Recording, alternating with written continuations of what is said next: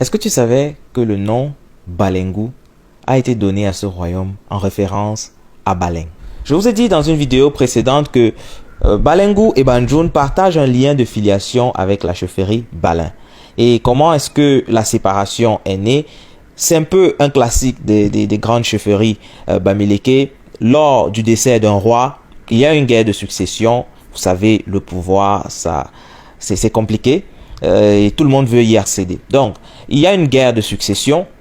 Et lors de cette guerre de succession, deux princes, notamment Nyanjo et Notongom, décident de se séparer, de partir de cette chefferie mère afin de trouver un espace où l'herbe est plus verte, où ils peuvent asseoir une certaine autorité.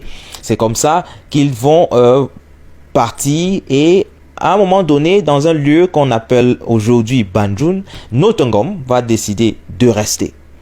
Nyanjo, lui, n'a pas fini son voyage, il souhaite continuer et il va continuer jusqu'à se trouver au sud de Bamena. Donc vous imaginez le voyage. Il va arriver au sud de Bamena où il va découvrir une zone giboyeuse et s'installer pendant quelques temps. Mais étant donné que l'activité de chasseur, la chasse conduit souvent les chasseurs à plusieurs endroits, ils doivent explorer plusieurs zones et Balengu est limitrophe. Bon, Balengu comme on l'appelle aujourd'hui, c'était pas encore le cas à ce moment-là. Balengu est limitrophe avec Bamena. Donc constamment, Nyanjo va se retrouver dans des zones limitrophes avec Bamena, avec Balengu autant pour moi, pour faire sa chasse. Et il va y découvrir un endroit où il fait bon vivre. C'est comme ça qu'il va décider de partir de Bamena pour arriver à Balengu. Il va entrer dans à Balengu en passant par Ndebungwe, puis il va s'installer à un lieu qu'on appelle Tepung. Donc une fois dans ce lieu, il va trouver une peuplade. C'était un lieu qui était déjà peuplé. D'ailleurs, il va prendre contact avec le chef d'alors qu'on appelait Chanang Menji, avec qui il va aussi se lier d'amitié. Il aurait même été élevé au rang de Tachu par ce roi, par ce chef.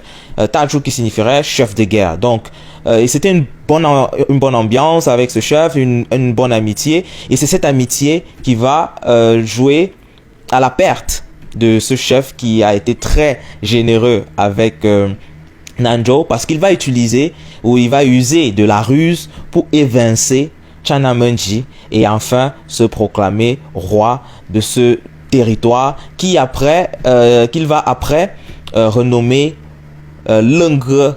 Lengre faisant référence à la chefferie mère qui est Balen. Donc voilà un peu résumé comment la dynastie Nyanjo s'est créée et aussi comment le changement de nom pour le nom Lengre ou Balengu en français si vous voulez, s'est opéré. Donc comme d'habitude en commentaire, dites-moi ce que vous avez pensé de cette histoire. Est-ce que vous avez des éléments ou des informations supplémentaires à ajouter? Faites-le, lâchez-vous, mais surtout dans le respect. Ça ne sert à rien d'être invectif. Si j'ai dit quelque chose avec laquelle vous n'êtes pas d'accord, apportez vos arguments. C'est comme ça qu'on fait avancer le débat. Venir insulter et partir et juste dire c'est faux sans apporter des éléments de contradiction, ça ne nous mène en rien, ça ne vous grandit pas et ça ne fait rien évoluer. Donc dites-moi quelles sont les autres destinations. Je suis ouvert tant que la documentation me le permet. C'était Sakop, l'ambassadeur autoproclamé de la culture du natif africain. Surtout, on n'oublie pas de partager, de liker. Merci pour ceux qui le font déjà. On continue afin que nos vidéos puissent toucher le maximum de personnes possible. Peace.